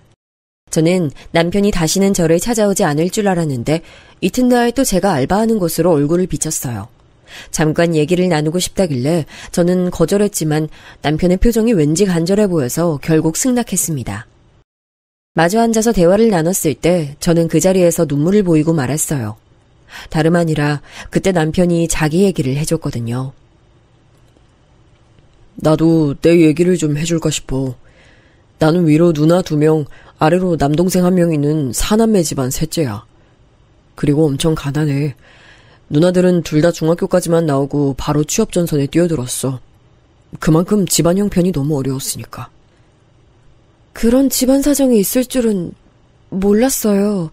늘 웃는 얼굴만 하고 계셔서 구김살 없이 자라오셨을 줄로만 알았어요. 제 착각이었네요. 그간 제멋대로 남편이란 사람을 겉모습으로 판단하고 재단했던 거였죠.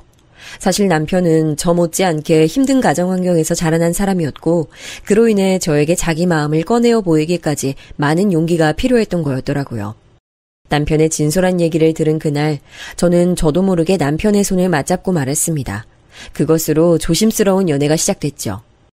저희는 미천이 없었지만 서로만 보고 결혼에 골인했어요. 그야말로 아무것도 없는 저희 집안에서는 허락을 구하고 자시고 할 것도 없었고요. 문제라면 시댁이었는데 저를 마음에 안 들어 했다기보다는 탐탁지 않아 했어요. 이왕이면 집안에 도움되는 며느리가 들어왔으면 좋겠는데 굳이 이렇게까지 사정 어려운 사람하고 결혼해야겠니 너는? 어?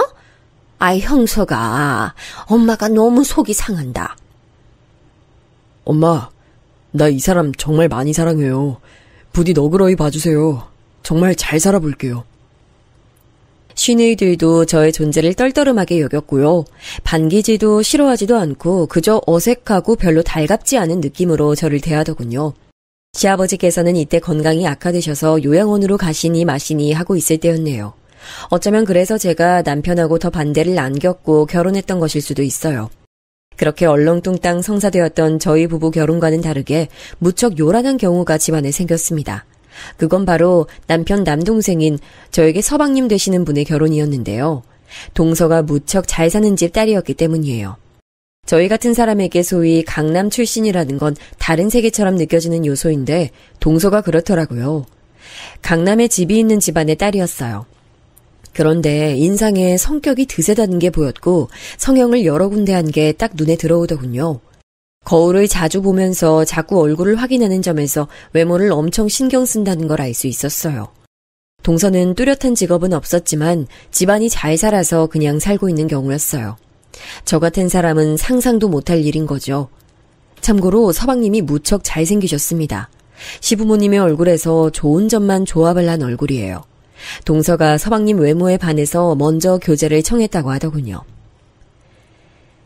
나는 못생기게 태어나는 바람에 고생 좀 했으니까 꼭 잘생긴 사람하고 결혼해서 자식 외모는 잘나게 낳는 게 내 목표였어. 어차피 돈은 우리 부모님이 가지고 있으니까 난 너무 능력 좋아서 잘난 척하는 남자보단 너처럼 얼굴은 잘났지만 능력은 부족해서 겸손한 남자가 좋더라. 그래? 칭찬해줘서 고마워. 나하고 만나주고 결혼해주는 것도 고맙고 내가 앞으로 더 잘할게. 시댁에 들어가려다가 우연히 건물 앞에서 서방님과 동서가 나누는 대화를 들었는데 내용이 좀 당황스러웠네요. 하지만 저와는 상관없는 일이라 여겼고 그대로 잊고 살았어요. 딱 봐도 동서는 기가 셌고 시어머니조차 눈치를 보시는데 제가 감히 활개를 칠 수 없으니 최대한 조용히 지냈네요. 접점을 안 만들려고 애를 쓴 거죠. 저와 동서의 유일한 공통점이라면 딸을 낳은 것 정도가 있겠네요. 제가 훨씬 먼저 낳았지만요. 서방님은 대릴사위 수준이었고 저희 부부는 입에 풀 칠하며 살기 바빴으니 각자가 각자의 영역에서 그렇게 살았어요. 그러던 때 갑작스레 정말 허망하게도 남편이 세상을 떠났습니다. 한겨울이었는데 길바닥에서 심장마비를 일으켰어요. 어떻게 연락을 받았는지, 병원에 어떻게 갔고 장례를 어떻게 마쳤는지 놀랍게도 저는 거의 기억이 나질 않습니다. 극한의 충격과 스트레스로 뇌가 일정 기억을 지워버린 모양이에요. 남편의 영정사진을 멍하게 바라보던 저의 멱살을 시어머니께서 잡아 흔드셨던 건 선명히 기억이 나네요. 네가 내 아들 잡아먹었지. 애초에 너 같은 모자란 거 드리는 게 아니었어. 응? 너도 너를 속 닮은 네 딸도 전부 보기 싫어. 내 아들 잡아먹은 이 나쁜 것들. 제정신이 아닌 상태에서 막말하신 거였지만 제 가슴엔 비수로 박혔죠. 그 후로 정말 제겐 힘든 일 투성이었어요. 단지 힘든 일이라고 표현하기에는 너무나도 고통스러운 과정이었죠. 저희 친정아빠가 도박에 빠지셔서 빚만 1억 4천만 원을 졌습니다. 지독한 가난의 굴레가 끝내는 친정아빠의 목을 조른 모양이었어요. 강력한 유혹을 못 견디신 거였죠. 엄마는 너무 충격이 크셨는지 뇌졸중으로 쓰러지셔서 수술을 받으셨고요. 그 모든 과정, 거기에 드는 비용, 남겨진 빚, 이런 것들이 제 숨통을 조이는 족쇄가 됐습니다. 어린 딸아이 하나 건사하기도 벅찬 저에겐 마치 지옥과도 같은 상황의 연속이었어요. 그러다 보니 어느새 딸아이 생일이 온 것도 모르고 제가 일을 하고 있었더라고요. 간신히 알아차렸어요. 달력에 딸아이가 자기 생일이라고 표시한 걸 제가 본 거죠. 당장 선물 사줄 돈이 없는데 정말 참담했습니다. 그날 공장에서 일을 하는 내내 정말 한숨만 나왔어요. 퇴근길엔 뭐라도 사가야 할 텐데 싶었죠. 귀가하던 제 눈에 햄버거 전문점에서 붙여놓은 광고 전단이 보였어요. 그 햄버거를 구매하면 귀여운 캐릭터가 달린 작은 열쇠고리를 함께 주는 행사를 하고 있다는 그 광고 전단을 저는 어느새 뚫어지게 쳐다보고 있었죠. 수중의 돈을 확인해본 저는 딱 이걸 구매할 수 있는 금액이 있다는 걸 알았어요. 홀린 듯이 매장에 들어가서 그걸 주문했네요. 포장용으로 나온 햄버거 꾸러미를 손에 드는데 저도 모르게 울컥하더군요. 남들은 이걸 아무렇지도 않게 신제품 나온 게 인기 많다고 하니까 한 번씩 구매해보는 것일 텐데 저는 이게 너무 대단하고 중요하게 여겨진다는 것 자체가 그 순간 저를 미치게 만들었어요. 그러면서도 집으로 향하는 속도를 늦출 순 없었네요. 조금이라도 햄버거에 온기가 남아있을 때 딸아이에게 맛보여주고 싶었거든요. 지선아, 짜잔! 엄마가 뭐 사왔게? 이거 봐라, 엄청 귀여운 열쇠고리 사왔다. 우리 딸 생일 축하해. 열쇠고리? 엄마, 근데 그거는 열쇠가 있어야 쓸모 있는 거 아니야? 나는 열쇠 없는데. 그거 말고 다른 걸로 주면 안 돼? 나 토끼 인형이랑 바비 인형이랑 2층짜리 인형의 집 갖고 싶어. 너 아직도 인형 타령이야? 엄마가 그런 건 어차피 금방 질리는 것들이라고 했잖아. 비싸기만 하고 금방 질려서 버리게 될 것들인데. 엄마가 안 사줬는데 질리는지 아닌지 어떻게 알아. 나는 태어나서 내가 갖고 싶은 인형 가져본 적도 없어. 혜진이 나보다 아직 애기인데 인형 엄청 많아. 맨날 손에 들고 있는 인형이 바뀌어. 혜진이네하고 우리 집하고는 상황이 다르니까 어쩔 수 없어. 인형이 그렇게 가지고 싶었어? 엄마가 미안해. 다음엔 꼭 우리 지선이가 원하는 인형으로 사다 줄게. 그보다 이거 식기 전에 얼른 먹어. 엄마가 맥도날드에서 최고 맛있는 햄버거 사왔어. 햄버거? 맥도날드? 맛있겠다. 엄마, 근데 혹시 케이크 없어? 나 생일 촛불 후 부는 거 하고 싶은데. 생일날에 케이크에 촛불 꽂고 소원 빈 다음에 후 부는 거라고. 놀이터에서 만난 언니들이 그랬어. 나는 소원 어떻게 빌어, 엄마? 아무렇지 않은 척 햄버거 포장지를 까주고 있었지만 딸아이의 말에 저는 얼굴이 후끈거렸습니다. 햄버거 위에다가 생일 초라도 켜주고 싶은데 집에 그것마저도 없더라고요. 생전 생일 케이크를 할 일이 없으니 집에 그런 것들이 아예 없는 거였죠.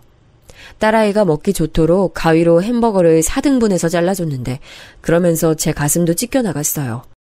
딸아이가 제 얼굴을 빤히 쳐다보더니 아무 말 없이 그걸 집어먹기 시작했거든요. 갖고 싶은 거, 원하는 것을 때를 써봐도 이뤄질 리 없다는 걸 인지하고 체념한 듯 보면서 그게 정말 제 가슴을 찢어 발견했어요. 딸아이는 조용히 햄버거를 먹으며 열쇠고리를 만지작거렸는데 그때 제가 아차 싶었습니다. 그 열쇠고리에 붙어있는 비닐에 맥도날드 로고가 새겨져 있었거든요. 따로 구매하는 상품이 아니라 누가 봐도 맥도날드 증정품임을 알 수 있는 증거였습니다. 딸아이도 그 부분을 빤히 들여다보고 있었어요. 하지만 아무 말도 않고 햄버거를 마저 먹더군요. 근데 엄마 안 먹어? 엄마는 햄버거 없어? 응? 아니야. 엄마는 밖에서 많이 먹고 들어왔어. 우리 지선이만 맛있게 먹으면 돼. 나 이제 배불러서 그만 먹을래. 햄버거 그만 먹고 싶어. 왜? 더 먹지 않고. 아직 2조각이나 여기 남았잖아. 지금 먹기 싫으면 이따가 마저 먹어. 엄마가 이거 잘 밀봉해 놓을게. 아무 때나 먹을 수 있는 햄버거도 아닌데 이런 기회에 잘 먹어야지. 딸아이가 남긴 햄버거를 챙기면서 무의식적으로 중얼거린 저는 이내 한숨을 내쉴 수밖에 없었네요. 아무 때나 먹을 수 있는 게 아니라느니 딸아이 앞에서 그런 표현을 쓰고 싶었던 건 결코 아니거든요. 제가 변명이라도 해보고 싶었는데 딸아이가 어깨를 축 늘어뜨린 채로 자리를 뜨는 모습에 말문이 턱 막히고 말았습니다. 한 손엔 증정품 열쇠고리를 쥐고 다른 한 손으로는 기증받은 동화책을 넘겨보며 구석에서 그렇게 조용히 시간을 보내는 딸아이를 지켜보는 제 심정을 말도 못하게 참담했죠. 지금도 이렇게 막막한데 앞으로 1년, 2년 더 지나면 어떻게 될까? 그때가 됐다고 뭔가 상황이 나아지고 해결이 될까? 하늘에서 돈벼락이 떨어지지 않는 이상 절대 불가능하겠지. 지선이가 학교 다니면 이제 친구들하고 확연히 사는 수준이 비교될 테고 사교육도 어려우니 학업도 뒤처질 테고 그렇게 남들보다 못한 출발선에서 인생 시작했다는 걸 지선이도 점점 알 텐데 나는 왜 잘난 인생도 아니면서 뭘 물려주려고 아이를 낳았을까? 내가 무슨 오만으로 그리 굴었을까? 제 자신에 대한 혐오가 치밀어 올랐어요. 간신히 버텨왔을 뿐 저는 내내 정신적으로 지쳐 있었던 상태였기에 점점 걷잡을 수가 없었죠. 둘도 아니고 딱 하나 있는 내 새끼 생일날에 번듯한 선물 하나 사줄 수 없는 부모. 과연 이게 부모 자격이나 있는 것인지, 자식은 이런 부모 밑에서 태어나고 싶어서 태어난 게 아닐 텐데 그럼 너무 불행한 일생이 아닐지, 이런 생각들을 하면서 저는 차라리 내가 죽는 게 내 딸에겐 낫지 않을까 하는 결론까지 도달했습니다. 저 같은 엄마는 영특한 제 딸아이의 인생에 앞으로 걸림돌로 작용할 것만 같았어요. 침대 하나 없이 바닥에 이불 깔고서 곤히 잠든 딸아이의 인생은 이 좁은 공간보다 부디 큰 세상이기만을 바랐습니다. 이때 제가 너무 정신적으로 우울하고 피폐했어요. 어린 딸을 보며 어떻게든 힘을 내고 견뎌내야 하는데 자꾸만 구겨진 햄버거 포장지가 제 눈에 들어왔죠. 딸아이 생일날 간신히 햄버거나 사주면서 맥도날드의 인기 제품이라는 소리나 하는 제 처지가 초라하고 볼품없었습니다. 공장에서 일을 하는 동안에도 제 기분과 마음은 공허하게 어딘가로 떠나 있었죠.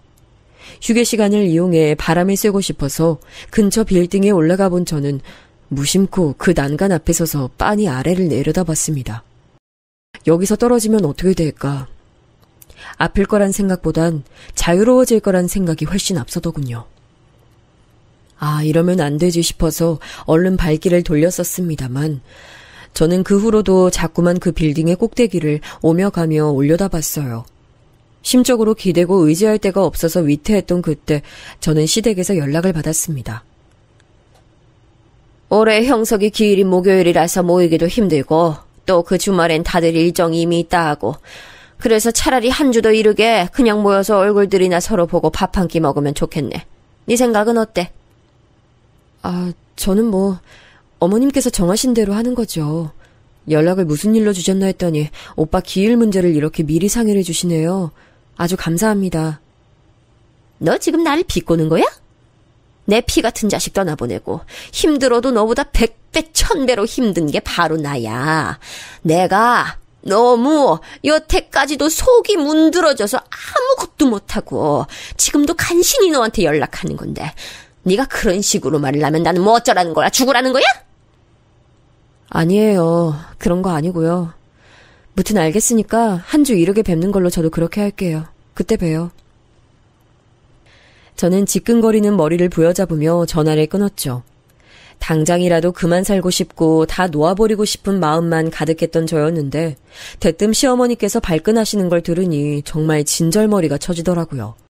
저는 며느리이고 어쨌든 피 한 방울 안 섞인 남이니까 그렇다 쳐도 당신 아들의 피를 이은 손녀는 궁금하지도 걱정되지도 않으신 모양인지. 이런 걸 따지고 싶은 게 본심이었지만 전부 관뒀네요.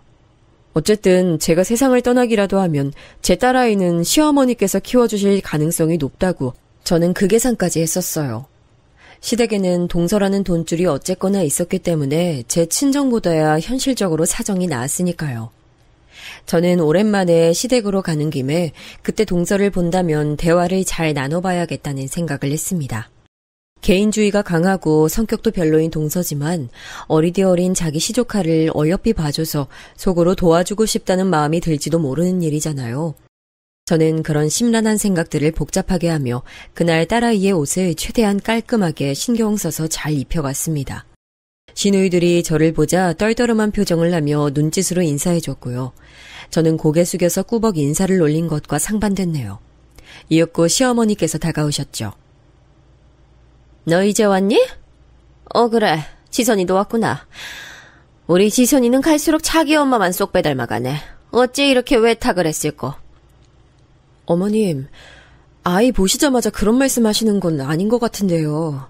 저희 아이 오빠랑 저를 골고루 닮기도 했고요. 얘는 참 무슨 인사치레 한 번을 못하게 하니. 아이 콧대 높게 도도하게 굴어야 할 며느리는 정작 따로 있는데 왜 얘가 이러는 거야? 아유, 난 참 이해가 안 된다. 아이고, 우리 형석이가 어쩌다 이렇게 초복이 박복했는지.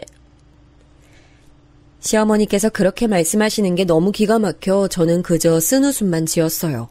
제 앞에서 그런 말씀을 하셔서 당신이 얻는 이득이 뭐라고 그리 구시는지 정말 알 길이 없었네요. 제가 이때 스스로도 확 느껴질 만큼 살이 엄청 빠져 있었고 안색도 안 좋았건만 그런 건 전혀 언급 안 하시는 시어머니를 보며 정말 남이구나라고 생각했습니다. 불편한 식사가 다 끝나고 저는 아이들이 있는 작은 방으로 향했어요. 그런데 동서도 마침 그 방으로 들어오더군요. 명품의 문외한인 제가 보기에도 명품으로 보이는 옷을 빼입은 동서는 단정하게 입는 것에만 치중한 제 옷차림과 비교가 됐어요. 그건 아이들 옷도 마찬가지였는데 동서가 저랑 제 딸아이 옷을 번갈아서 쳐다보더니 이내 팔짱을 낀 자세로 피식 웃더라고요. 자기가 먼저 이런저런 말을 늘어놓더군요. 우리 혜진이가 다음 달에 생일인데 이것저것 준비하려면 바빠서요. 동네 엄마들도 다 불러야 하니까 미리 상의할 것도 있고요. 아이 생일에 그 정도까지 준비할 거리가 있나? 혹시 뭐 어디 장소 대관이라도 하는 거야? 그럴까 싶어요. 레스토랑 먼저 생각했는데 초대받는 입장에선 요즘 뷔페가 가장 좋다길래 저도 지금 그럴까 어쩔까 고민하고 있네요. 아이들도 기본적으로 뷔페 가면 많이 먹진 못하더라도 구경하고 음식 종류 배우고 이러는 것들 재밌어 하잖아요. 괜찮겠죠? 그러고 보니까 지선이는 생일날 뭐 했어요? 올해 생일 이미 지났나? 동서가 그렇게 묻는데 갑자기 제가 꿀먹은 벙어리라도 된 것처럼 입이 다물리더라고요. 제 난처한 표정을 보면서 동서는 피식 웃었죠. 그러더니 자기 딸하고 손장난치며 놀고 있었던 제 딸을 부르더군요. 지선아, 우리 지선인 생일날에 뭐하고 놀았어? 선물 뭐 받았어? 어디 좋은 데 놀러 갔어? 네? 저는 그냥 햄버거요. 당황한 딸아이가 얼버무리듯이 그렇게 대답해버렸고 동서는 기가 막히다는 눈빛으로 그러면서 인매는 웃으며 저를 바라봤습니다. 불가항력적으로 저는 얼굴이 뜨거워지는 게 느껴졌어요. 애써 침착한 목소리를 내봤지만 동서는 코웃음 치더군요. 아, 햄버거를 워낙 좋아해서 그거 사줬어. 근데 혹시 동서가 더 맛있는 거 사주겠다고 하면 사양하진 않을게. 어머, 정말요? 그럼 그럴까요? 우리 지선이 한창 잘 먹고 잘 클 나이인데 생일에도 꼴랑 햄버거 먹었다는 게 저는 왜 이렇게 마음이 아플까요? 정말 그걸 먹고 싶어서 먹은 게 아니라 기껏 먹은 게 그 정도 수준이었다는 것이 훤하게 읽혀서 그런 걸까? 우리 혜진이 생일날 뷔페에서 파티하게 되면 지선이도 초대해줄까 싶네요. 뷔페, 초대라는 단어가 솔깃했는지 딸아이가 얼굴이 금세 환해졌어요. 그걸 보니 제 심장이 철렁 내려앉더군요. 이렇게라도 딸아이가 멋진 뷔페에 가서 체험을 하게 된다면 좋을 거란 생각이 들었어요. 바로 그때 동서가 믿을 수 없는 말을 제 딸아이에게 꺼냈습니다. 그런데 어쩌지? 이 세상엔 공짜가 없는 법이거든. 원하는 게 있으면 값을 내야 하는 게 당연한 거야.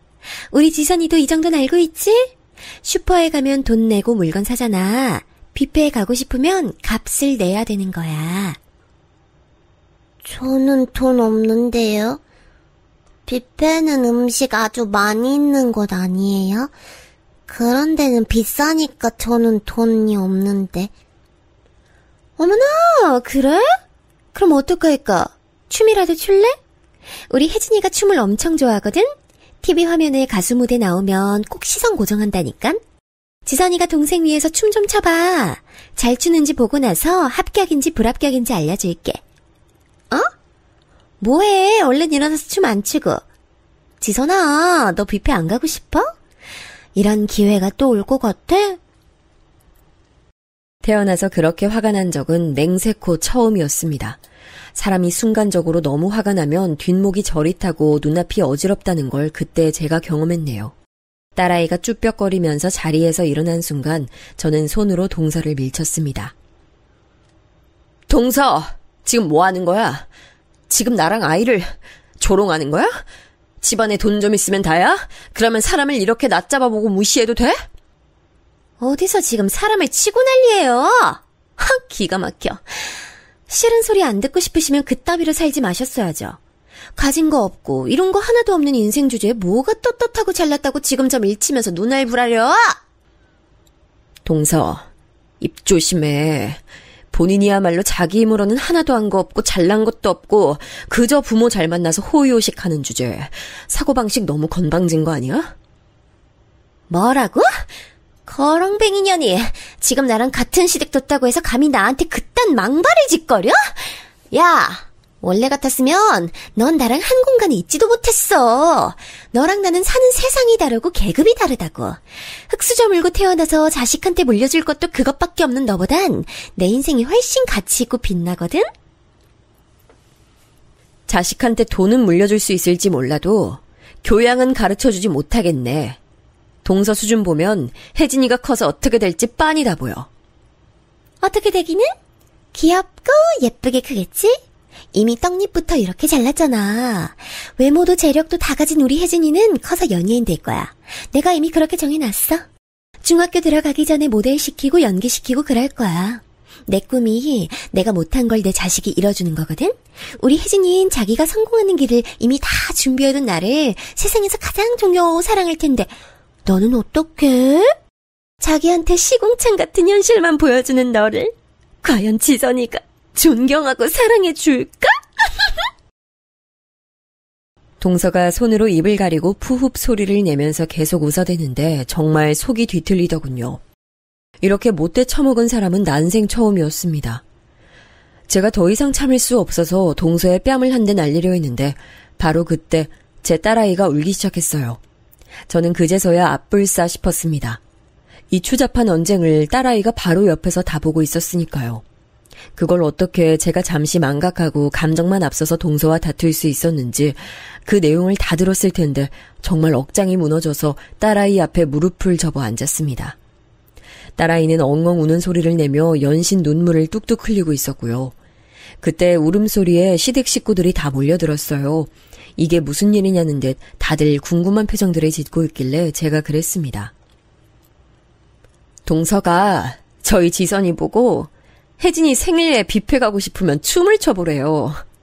제가 너무 화가 나서 동서랑 다투는 바람에 저희 지선이가 많이 놀랐나 봐요. 참담한 목소리로 그렇게 말했을 땐 동서의 만행을 알리고자 하는 의도가 담겨 있었기 때문에 그랬어요. 하지만 일동 침묵을 지키며 난감한 표정만 지을 뿐 아무도 동서를 나무라지 않더군요. 신용이나마 그렇게 하는 사람이 없었습니다. 어이가 없어서 서방님 쪽을 쳐다봤어요. 이건 정말 너무한 거라고 그렇게 생각하지 않으세요? 서방님이 동서한테 따끔하게 한마디 해주셔야 하는 일이라고 저는 그렇게 봅니다. 아, 글쎄요, 형수님. 저는 지금 이게 무슨 일인지 잘 모르겠네요. 여자들끼리 잘 해결보면 가장 좋을 것 같네요. 혜진아, 아빠한테 와. 우리 먼저 차에 가 있자. 서방님은 굉장히 곤란하다는 듯이 저하고 눈도 못 마주치고 그렇게 말씀하시더니 시조카를 챙겨서 후다닥 가버리셨어요. 시어머니 신우들은 하나같이 입을 꾹 붙이고 있었고요. 그 면면들을 확인한 제가 딸아이를 품에 안아들었습니다. 속에선 울분이 치밀어 올랐는데 희한하게 심장은 얼어붙은 느낌이었어요. 더 이상 이곳에 있을 필요성을 못 느꼈어요. 딸아이는 울면서도 제 목을 꼭 끌어안았고 제 어깨에 얼굴을 묻었죠. 이런 내 새끼를 두고 내가 대체 무슨 허망한 생각을 품었던 걸까 싶어서 처절한 반성을 했습니다. 오빠 기일은 앞으로 알아서 챙길게요. 앞으로 다들 뵙는 일 없었으면 합니다. 지선이 소식 궁금해 마세요. 제가 혼자 잘 키울 거니까요. 저는 제 스스로에게 하는 다짐처럼 그렇게 말했습니다. 시어머니, 시누이들이 이런 건 예상하지 못했는지 당황한 낯들이 됐는데 그때 제 뒤에서 동서가 웃음이 가득한 목소리로 이렇게 말을 하더군요. 지선이 소식을 대체 누가 궁금해하긴 한다고 그런 말을 하나 모르겠네. 어차피 사는 수준 맨날 거기서 거기일 거 뻔한데. 행복한 소식에 기대되는 우리 집 정도나 돼야 누가 궁금해해주기라도 하는 거랍니다. 동서, 말 그렇게 하는 거 아니야. 그러다 천벌받아. 반드시 후회할 일 생겨. 와, 하마터면 무서울 뻔했네요. 근데 어쩌죠? 형님처럼 쥐뿔 뭣도 없는 사람이 그러니까 전혀 안 무서운데요? 그 못된 말소리에 저는 몸에 힘이 풀릴 뻔했지만 용케 버티고 섰습니다. 왜냐하면 제가 품 안에 딸아이를 들고 있었으니까요. 제가 넘어지면 딸아이도 넘어지는 것이었어요. 동서의 망발에도 찍소리 하나 참견 못하고 죄다 꿀먹은 벙어리들이 된 시어머니와 시누이들을 지나쳐 저는 시댁을 빠져나왔습니다. 차가운 밤 공기가 제 얼굴을 스쳤는데 앞으로 제게 닥칠 앞날이 차가울 수밖에 없다는 걸 말해주는 것만 같았죠. 그러나 저는 품에 안은 따뜻한 딸아이의 체온을 의지해서 앞으로 나아갈 수 있었어요. 무겁지도 힘들지도 않더군요. 엄마가 미안해. 이런 일 겪게 해서 정말 미안해. 그리고 엄마가 이제 2번 다시 나약한 모습 우리 딸한테 안 보일 거야. 엄마가 앞으로 더 강해질 거야. 집으로 가는 내내 저는 그렇게 딸아이를 향해 끊임없이 중얼거렸습니다. 그날 밤 곤히 잠든 딸아이의 얼굴을 어루만지며 저는 동서를 향해 복수를 다짐했어요. 그 모욕적이고도 천박했던 동서의 망발, 반드시 이번 생에서 갚아주겠노라는 다짐이었네요. 이 수모를 저는 잊지 않을 작정이었습니다. 결코 잊을 수도 없었지만요. 그러기 위해선 절대로 죽을 수 없었죠. 아등바등 딸아이와 버텨가며 하루하루 최선을 다해 살아갔어요. 그러면서 제가 늘 잊지 않았던 것, 그건 바로 제 딸아이를 조롱한 동서에게 갚아주겠다는 것이었어요. 동서의 말 맞다나 가진 것도 이룬 것도 없는 제가 맞설 수 있는 수단이 뭐가 있었겠나요? 계란으로 바위치기나 다름없었죠. 하지만 저는 희망을 잃지 않았어요. 왜냐하면 동서가 자기 딸을 연예인시키고 싶어 한다는 사실을 저는 알고 있었으니까요. 그렇다면 무조건 발목을 잡을 수 있을 거라고, 기회가 찾아올 거라고 믿었습니다. 동서 같은 사람이 이용하는 비싼 카페나 식당을 제가 이용할 수는 없었지만 그런 곳에서 일을 할 수는 있었죠. 어차피 일을 해서 돈을 벌어야 한다면 일석이조의 효과를 얻으면 좋겠다는 생각으로 저는 늘 철저하게 움직였습니다. 승윤아, 홀서빙 더느라 힘들지? 이거 주방에서 남은 과일인데 먹으면서 일해. 근데 내가 저번에 사진 보여줬던 그 손님 오늘도 안 왔어? 아니요? 오늘 왔어요. 와, 근데 언니 말대로 그 손님 엄청 싸가지 없던데요? 갑질 장난 아니에요. 누가 보면 재벌이라도 되는 줄 알겠어요. 그래? 서빙하는 너네한테 갑질을 부렸다는 거지? 무슨 일인지 나한테 자세하게 상황 설명 좀 해줄 수 있을까? 주방일, 정원관리 등 보이지 않는 뒷면의 파트에서 저는 일을 했지만 눈과 귀는 바깥에 뒀어요. 외모 컴플렉스, 낮은 자존감을 속 안에 두고 있는 동서는 어딜 가든 여유롭고 매끈한 대처를 하며 지내지 못했죠. 그래서 항상 부스러기를 흘리고 다녔어요. 꼬투리를 잡힐 만한 여지를 늘 두면서 살았다는 것이었죠. 저는 일을 하며 돈을 버는 동안 동서가 남기고 다니는 그런 것들을 족족 다 수집하며 기록했고요. 제 딸아이는 학교 생활을 시작하면서 부쩍 차분해졌으며 공부에 몰두하는 아이가 됐어요. 엄마, 학교에서 선생님이 그러셨는데 공부를 열심히 잘하면 어디로든 갈 수 있는 사다리가 생긴대. 그걸 타면 원하는 곳으로 건너갈 수 있대. 난 그게 무슨 말인지 이해는 못했지만 공부를 꼭 열심히 해야겠다는 것만은 알겠더라고. 엄마, 나 공부 열심히 잘할 거니까 앞으로 지켜봐줘. 우리 딸, 누가 보면 다 큰 어른인 줄 알겠어. 누가 이렇게 일찍 처리될래. 이러면 엄마가 고맙고 미안하잖아.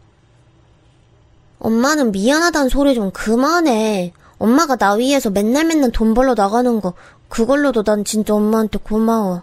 내가 꼭 성공해서 엄마 호강시켜줄 거야. 어떻게 이게 어린 나이에 딸아이 입에서 나온 내용이 될 수 있었을까요? 환경 때문에 일찍 철이 들어버린 것 같아서 너무 짠하기도 했어요. 기특한 마음보다는 애잔한 마음이 컸네요. 저희 딸 정말 한 번도 사고 안 치고 학교 생활 바르게 하며 꿋꿋하게 잘 커줬습니다. 그렇게 악착같이 시간은 흘러갔고 그러던 어느 날이었어요. 정말 오랜만에 연락을 해온 이가 있었는데 다름 아닌 큰 시누이였습니다. 올케, 어떻게 지내? 그동안 잘 살았어? 연락을 그간 하고 싶었는데 실행으로 이어지지가 쉽지 않더라. 그냥저냥 잘 지냈어요. 여자 혼자 자식 키우면 어느 부분에서 힘들지 한번 상상해보시면 제 일상이 그려지실 거예요. 근데 웬일로 연락을 주셨어요? 어머님이 저한테 연락 한번 해보라고 형님 등 떠미신 게 아닐까 싶은데. 맞죠? 집안에 저 말고 잘난 며느리 하나 있는데 굳이 왜 이러실까요? 올케는 이런 데서 왜 이렇게 눈치가 좋아? 그래, 맞아. 엄마가 자꾸 올케한테 연락 좀 해보라고, 어떻게 사는지 들어보라고 하도 그래서 내가 전화했어. 그 잘난 며느리 얘긴 하지도 마. 그 싸가지 밥 말아먹은 것 때문에 우리도 학을 뗐지.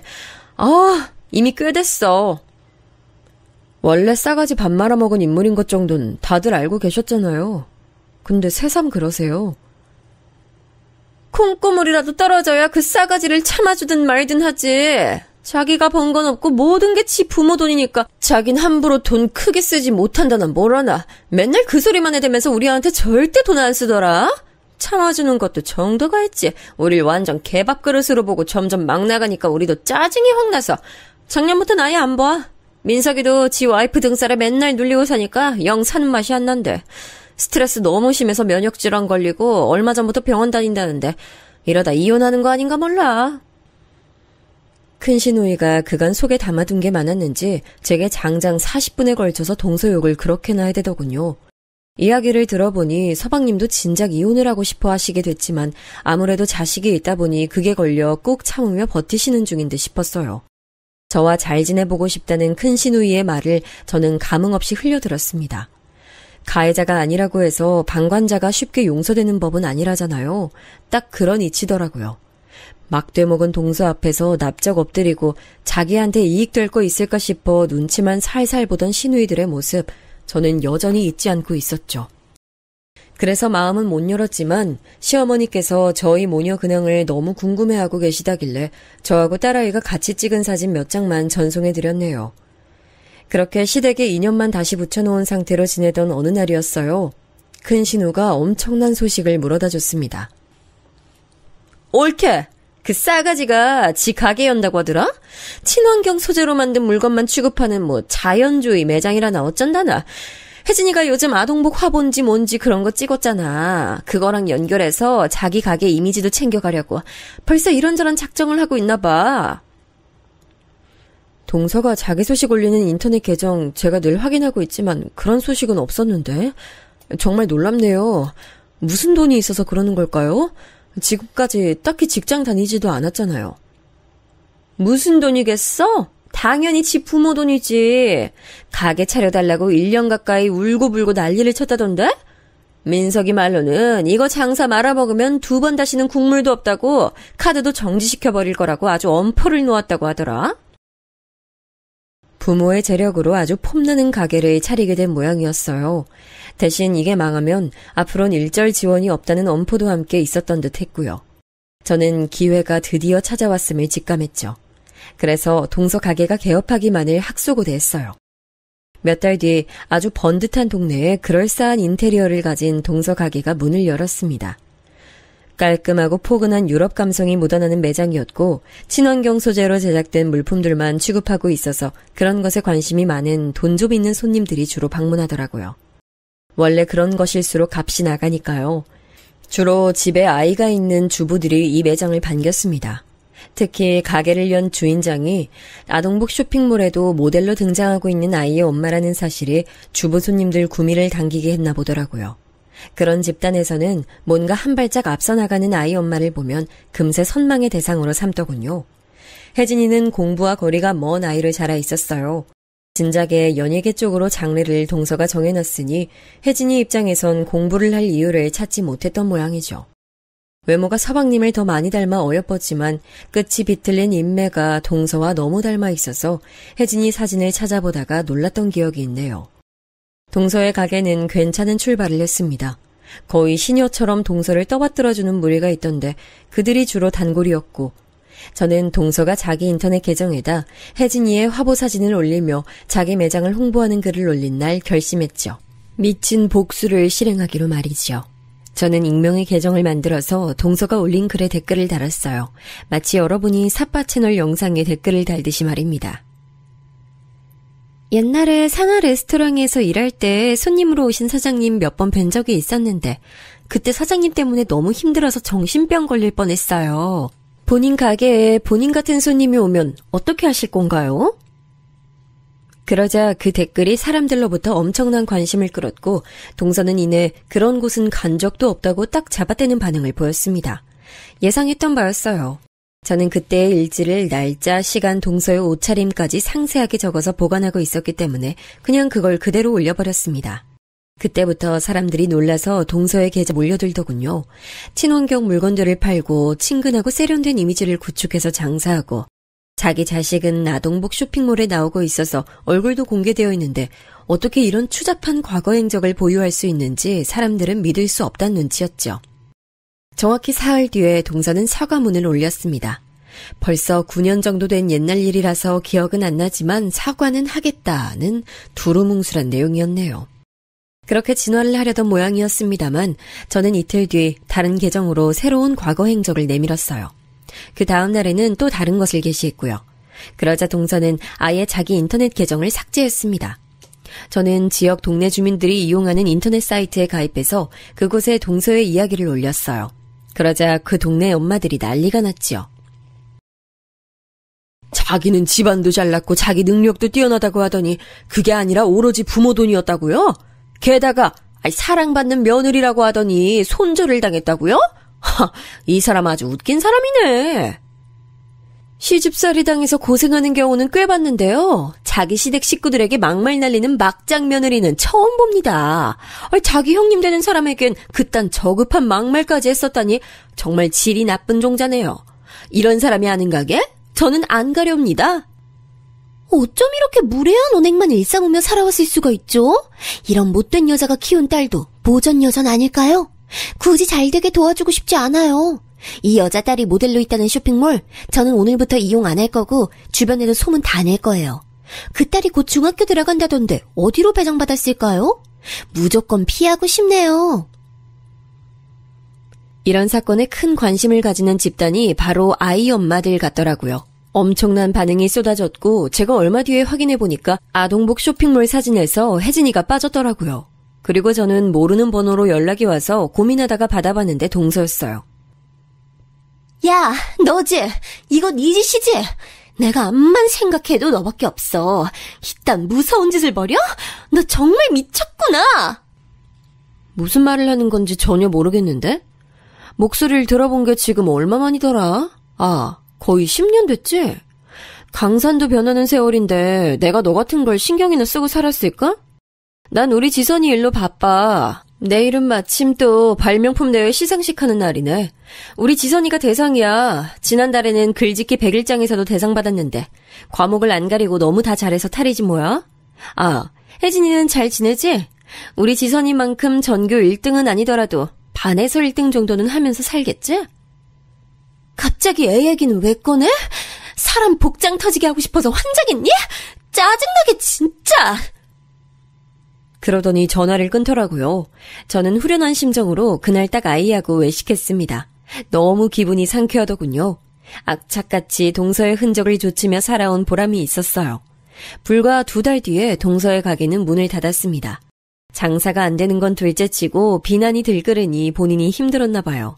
그리고 서방님으로부터 이혼 소송을 당했죠. 소송 거신 걸 보면 서방님도 괴로웠던 많은 근거가 있었나 보더라고요. 근데 동서네 집안이 작은이들이 보기에도 동서가 영 안 될 인물이라 여긴 건지 그 소송에서 서방님에게 힘을 실어줬어요. 결과적으로 이혼했고 서방님은 집이며 재산 반까지 챙겼고요. 동서는 혜진이와 함께 자기 친정에 들어가 살게 됐습니다. 자기 부모는 물론 조부모까지 함께 있는 그 집으로요. 저는 오랜만에 마주한 시어머니로부터 그 얘기를 들었답니다. 그것이 아주 죽을 맛이라고 악다구니 쓰고 거품 물면서 눈까지 뒤집으면서 그 집 안 들어가겠다고 난리를 쳤대. 민석이 붙잡고서 다시 잘해보자고 그 앞에서 무릎까지 꿇고 울었다는데 우리 민석이가 미쳤나? 거기에 넘어가게. 꼼짝도 안 했지. 아이고 망할 싸가지. 이제 카드 한 장 없이 그 집에서 자기 조부모 수발 들면서 살게 됐다는데 이 세상에 인과응보는 있는 거구나 싶네. 근데 어머님께선 굳이 왜 저를 따로 보자고 하셨어요? 그게 내가 세월 지나보니까 우리 형석이한테 참 부족한 엄마였다는 생각 들고 너하고 지선이한테도 내가 너무 모나게 굴었었구나 싶고 이래저래 마음이 복잡하더라. 민석이가 자기 처자식하고 살던 집 그거 처분하면 나랑 살겠다고 여기 들어온다는데 처분한 돈은 너한테 줄까 해. 그걸로 지선이 대학도 보내고 시집도 보내고 그렇게 해. 여차하면 너도 새로 짝을 찾든지. 상상도 못한 이야기라 벙쪄 있었어요. 무척 진심이신지 시어머니께서는 씁쓸한 낯으로 진솔한 눈빛을 하고 계셨죠. 시누이들도 동의한 내용이더라고요. 제가 10년간이나 재혼을 안 하고 누굴 만나지도 않고 그저 딸아이만 보며 살아온 게 시댁 식구들에게는 많은 인상을 남겼나 봐요. 서방님은 부잣집 여자와의 힘든 결혼 생활 뒤에 남은 그 재산의 반절 이상 되는 것을 제게 넘겨주셨어요. 아무런 미련 한 톨 보이지 않으셨기에 제가 차마 만류할 엄두조차 안 나더라고요. 그 정도였네요. 당시에는 사실 너무 얼떨떨한 채로 그 과정을 지나왔는데 상황이 끝나고 나니까 그제서야 실감이 났죠. 저희 모녀에게 이제 돈 걱정이란 없는 거였어요. 영특한 딸아이 덕분에 저는 돈 관리도 걱정 없이 하면서 지내왔고요. 공부를 무척 열심히 잘하는 딸아이지만 다른 하고 싶은 꿈이 생기면 언제든 그걸 향해 달려가라고 저는 조언합니다. 저희 딸아이에게는 발목 잡힐 과거 따위 없으니 유명인이 되든 어쩌든 상관없으니까요. 앞으로 저희 모녀가 남은 날들을 무탈하게 잘 지내도록 바라봐 주시면